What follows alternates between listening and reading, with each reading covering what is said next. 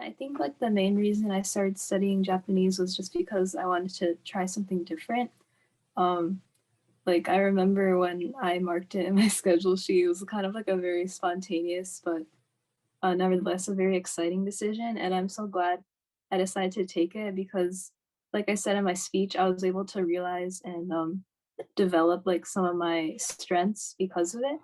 I started Japanese originally because when I was very young, I was really into Japanese history, the samurai, the um, all of that stuff. I guess, yeah, I was very into Japanese history.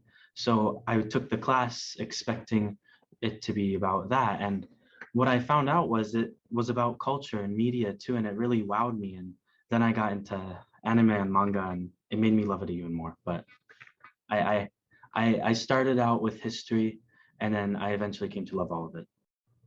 It started with a history project in middle school about Hiroshima and Nagasaki. And I guess after learning about the devastation and then diving into what was taken away from that, I got into anime and manga. And then I think the biggest thing that got me to say I'm gonna take Japanese in high school was the movie The Last Samurai. It was like a look into it was like a sneak peek or something, a look into how rich this culture is and how much it has to offer. I started learning Japanese because, like I said in my speech, my grandfather taught me Japanese. I still remember the very first quote I learned. It was like, "Konnichiwa, watashi wa Hijin desu," on my way to Osaka. And so when I had the choice to choose a second language from high school, I didn't hesitate to choose Japanese because I got that influence. So I started studying Japanese because right after I graduated high school, I got the opportunity to study abroad in Japan for 2 weeks. And it was crazy to be thrust into an environment where I didn't know any of the culture, any of the language, or anything.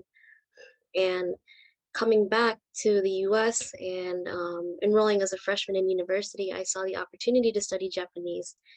And it was great to be able to study the language and hopefully one day return back to the country and be able to practice my Japanese skills when initially I didn't know anything. So I started studying Japanese in high school just because I wanted to like learn a language, and I was like watching a bunch of anime and stuff at the time. So I was like, yeah, let's start learning Japanese. And so I got started, and I've just been doing it for like 8 years now. I got interested in Japanese way back when I was in middle school. I was watching some anime and also listening to a lot of Japanese music, and I couldn't always find like the English translations for a lot of songs online. So I really wanted to learn Japanese, and my school didn't offer it as a class, so I tried to learn a bit on my own.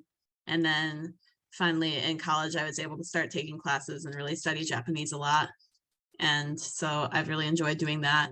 I first started studying Japanese because it was the hardest sort of foreign language class that they offered at my high school, and I thought it would be a fun challenge. But like after or during learning Japanese, I started to fall in love with like the philosophy behind the language and kind of um what is it referencing my speech as well. Like I just really like the ideology behind the language. My mother majored in Japanese when she was in college, so she has many Japanese books at home. I was also influenced by Japanese pop culture like anime and manga, and that's basically why I got interested in Japanese.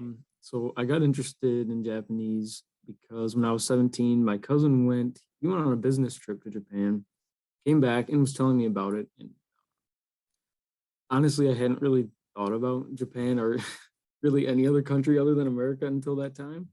And so I went home and I pulled up like the Wikipedia article for Japan and just started reading. And from that time forward, I was just really interested in it.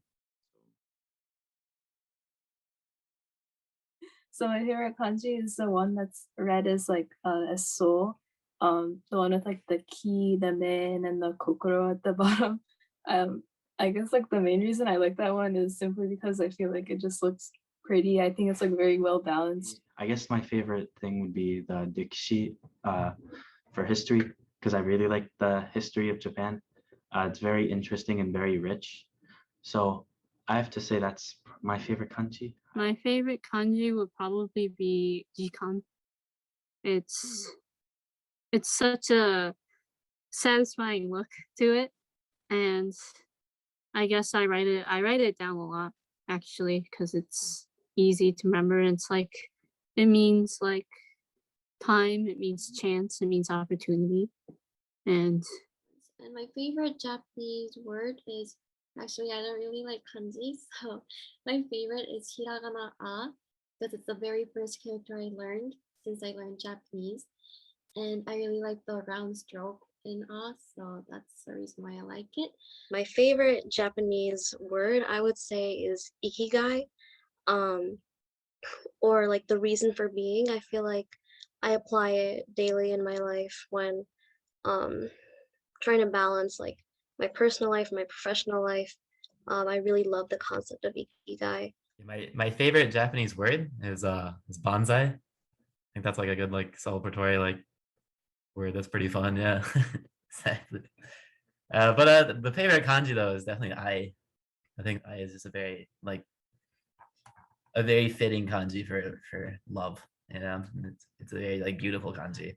My favorite kanji would be the kanji for yume, which English is dream, and it's one of the first words I learned because it was in so many songs that I listened to, and I think it's really fun to write and it's really pretty. So that's one's definitely my favorite. Or my favorite Japanese word would probably be komerebi. Like it means sunlight filtering through tree leaves. So it's one of those like very hard words to translate in Japanese, and I really like linguistics a lot, so comparing different languages has always been something very fun to me. And so komerebi and other words that are very hard to translate kind of represent how individual languages are built around the cultures that they come from. So I believe it's extremely important to know the language of a culture before learning the culture itself. And my favorite kanji is also love, I, because it has the kanji for heart in the middle of the structure. What I interpret this is that you have to express love from your heart, and I just really like the structure and the meaning of this beautiful kanji. My favorite kanji would probably be the kanji for neko, for cat. Not only is it easy to write, but on the right side, the little line with two smaller lines, and then the top radical underneath kind of looks like a cat a little bit with like the two ears sticking up. I don't know. So, and I'm a cat person, so that helps.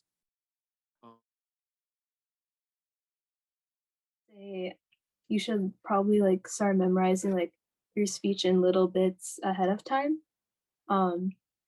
So, and then you can like test your memorization using active recall, just like randomly just be like, do I remember this sentence? And then the last bit of advice I would want to mention would be just like be very relaxed during your speech. The best I can say is to try your best. And at the end, no matter how you think you do or how you actually do, what matters is trying your best and feeling satisfied for yourself. It's not a matter to test how good you are.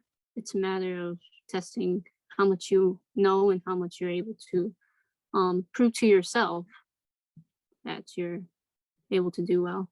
So it's never about the contest. So.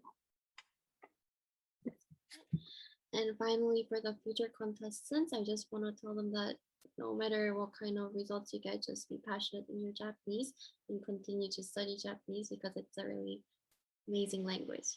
Thank you. Not to worry about placing first or getting the award. Like just trying and showing up is enough of an accomplishment. Like my parents will say that, my sensei will say that. They'll push me to try the best that I can. And that's all I will say for future contestants. Just try the best you can.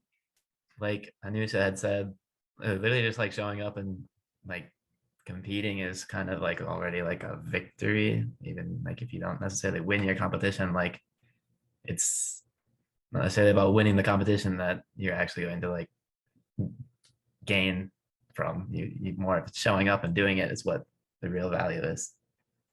That the contest is really a learning experience. So just try your best and have fun and see what you learn at the end of it. And that it's also okay to ask for help. Your professors and your family and friends all want to support you. So if you need help practicing or need ideas for what you want to write, it's totally okay to just like ask other people if they have any ideas. Even if you don't win an award or anything, the process of participating in the speech contest and writing the speech itself really helped me figure out what Japanese meant to me and it helped me expand my, or how do I say this? It helped me like find my inner self, if that sounds cliche. But yeah. I would say practicing with someone who can speak Japanese, no matter if they are familiar with your topic or not, would be really helpful. I will also say mock interviews are good practices since people are going to give suggestions and questions that help you improve. I would say pick a topic that really interests you and that you're enthusiastic about. I kind of felt tempted to choose a topic that I thought my teachers would like more than what I like. But I think it's important to pick something that you feel passionate about, because then in the end, your enthusiasm will kind of shine through. If you pick something that someone else might like and you're not really interested in it, then I think that will probably be apparent